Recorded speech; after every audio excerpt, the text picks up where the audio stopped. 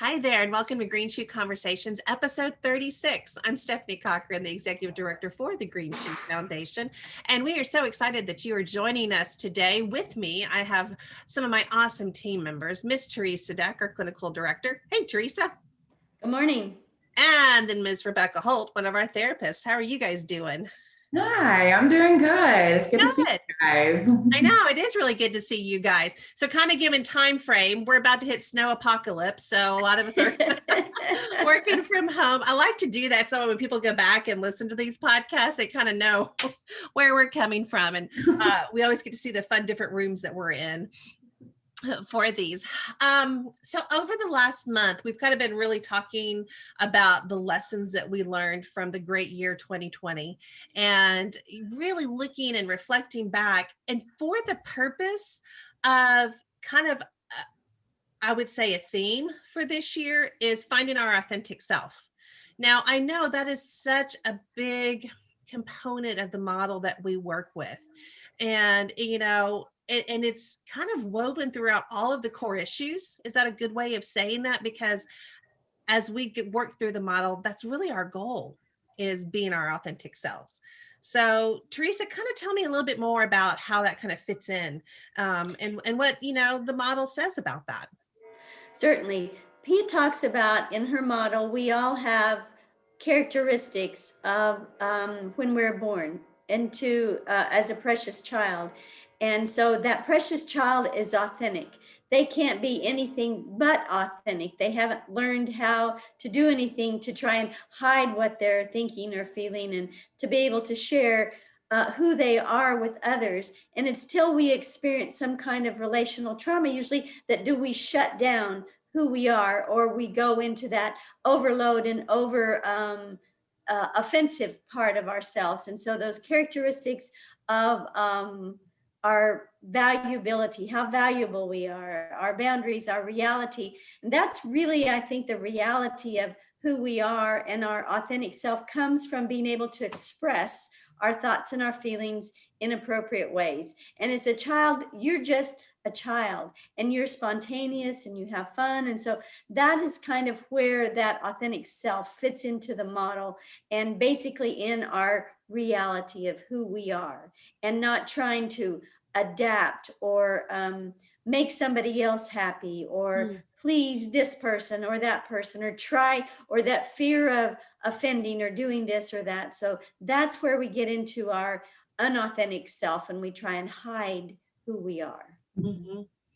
Rebecca, you just wrote a blog. Actually, you've written two blogs. You started our year out 2020 with talking about the authentic self. And then you've written one recently, kind of going into that. And you talk about how we have to focus on ourselves first. Mm-hmm. And I know that sounds easy. And even what you just said, Teresa, is not being a people pleaser maybe all the time.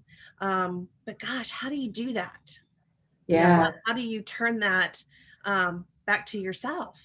Yeah. Well, and I think that there's a lot of times that we don't even know who that authentic self is. And so some of that is exploring that. And that can be through, the model like Teresa was talking about, of knowing, what are my feelings about this? What are my thoughts about it? So many times I think we're jumping to how someone else feel about this. Am I burdening someone else because this is what I want or what I need? And so we're focused on that. And so I think it starts with getting to know who that is for ourselves. One of the things that, in writing that blog and some of the work that I've the power of authenticity that I've experienced, is I knew who my authentic self was, but I was missing a piece of it that was, I wasn't sharing that in relationships. So, it was about making people happy or this or that. And so that's a huge part of it, is being relational in your authentic self once you find who that is. And I love how Pia talks about when children, and we've talked about this in our parenting classes, children need to learn to have their eyeballs turned inward. That is not being selfish. That's what children need to do, because they need to focus and learn, what am I thinking? What am I feeling? And for parents to help them regulate and express that. And if they didn't learn it, many of us didn't learn it as a child. And so now we have to do that as an adult. And so learning how to be authentic as an adult, if we lost that when we were a child or didn't ever learn it. And like you said, so to do that, you have to turn your eyes inward, with that. Rebecca, you said relationships. By finding that piece of who you are and sharing that with others, how has that affected your relationships, or how can that affect our relationships? Yeah. I mean, sometimes it can be uncomfortable. If I disagree with someone or someone, I feel some frustration because of someone is saying something, it can be uncomfortable to express that, but I don't have to put that mask on and be agreeable all the time, or, be present with them and what they're feeling, because maybe I don't agree with it. I'm not going to take that on. And that goes back to that core issue of boundaries, of having good boundaries with those emotions. And so it can be really uncomfortable. But the other thing is, I go home at the end of the day and I know that I've shared my truth in a healthy way. We use a talking, listening boundary to do that. But, you know exactly where I am and how I feel about this. And, that brings a lot of peace to be able to share that with people. Yeah. And I know some of my relationships are with people who we don't agree on everything. Mm-hmm. Because we can share that in healthy ways, we've actually deepened our relationships. Oh, absolutely. Yeah. I've noticed one thing in practicing that is saying what I need and what I want. Because I've, a lot of times it's like, I don't want to put people out, or I don't want to be a burden, or, but really, even if it's uncomfortable for me, but saying, I need this right now. I know at work, a lot of times we practice this, but there's times whenever things are going on in our life and I have to come to you, Stephany, or you, Teresa, and say, I need help, or I need you to listen, or, I need some time to, de-stress right now, or whatever it is. And it just creates such a supportive place for yourself and others when you can say, this is what I need. When I hear you all talking about the relationships and being authentic in relationships, the word that is coming up for me is intimacy.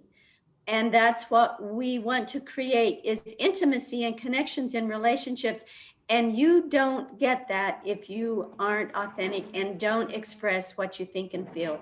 So intimacy is being able to express yourself. And if you don't know who you are, you can't be authentic and express yourself. So intimacy is so important. Absolutely.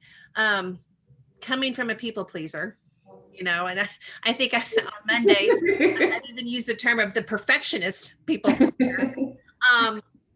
I do find joy in doing things for others and helping others, but I find joy now in doing it because it's something that I enjoy, versus always taking care of other people that sometimes felt like a burden, or I couldn't be my real self.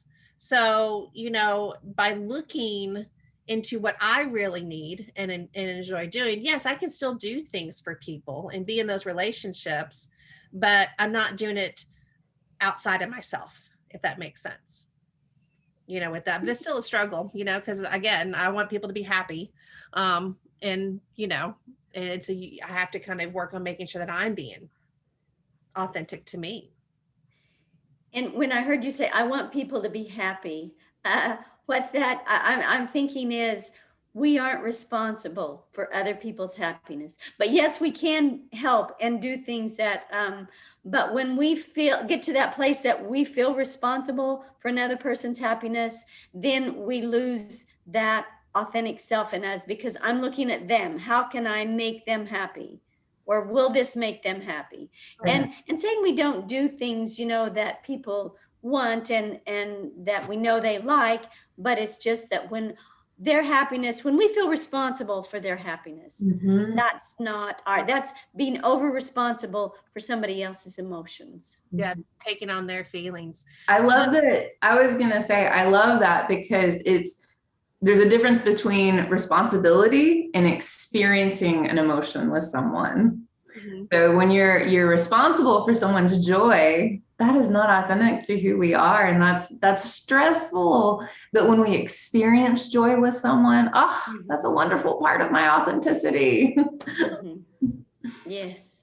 So when we were talking about this earlier, Teresa, you mentioned spontaneity as that is a way, if we don't know what brings us joy, we have to try different things. And through spontaneity, we're able, to kind of find that. So talk to me a little bit about how that will help us through that journey of authenticity. Certainly. A child is spontaneous. They're born with spontaneity. And so they learn if they're exposed to any kind of trauma, they learn to shut that down. And so, and I know Rebecca has a couple of nephews that are spontaneous, and you don't have to, they'll create something out of nothing, I'm thinking about cotton balls and throwing them and making it like a snowball fight. I mean, just that, whatever you want to do that brings you joy is, and not planned sometimes. Sometimes, yes, we can plan to be spontaneous, but just that act of spontaneity brings you that deep feeling of joy and lightheartedness, and finding out what that is. You have to find out. And some of us who didn't experience much joy in childhood, now as an adult, we have to try out and see what brings us joy. Yeah, I love that you brought my nephews with their spontaneity, because just this morning they were playing with Tanya Tucker, and I came in and I said, "What are you guys doing?" And they said, "We made a scavenger hunt for Tanya with all her toys." I was like, wow. Of that. Yeah, Wow. spontaneity. It was so cool to see them experience that. Their minds are creative. A child is just a creation waiting to happen. So that creative part of us causes spontaneity. So guess what? As adults, we can do that. We can kind of stop and go inside and try to find that creativity. And like you said, try different things and find out what brings us joy. And maybe find out what doesn't bring us joy. Just because somebody we love enjoys doing something doesn't mean we have to. With that. So I think that's kind of important. And we want to kind of continue this conversation, I know, next week, because it's the how do we go on this journey and find our authenticity. So ladies, thanks for joining me today and kicking this off. I really appreciate it and hope that you guys are staying warm, because I think we are going to get to have some snowball fights for real. Lots of snow. The next couple of days. So again, we appreciate you guys joining us. If you would like to get a hold of us, you can find us on our website at greenshoe.org. Send us some questions, information, things you would like to know, especially about authenticity as we go through this journey this year. Reach us on our email, info@greenshoe.org, and we will see everybody next week.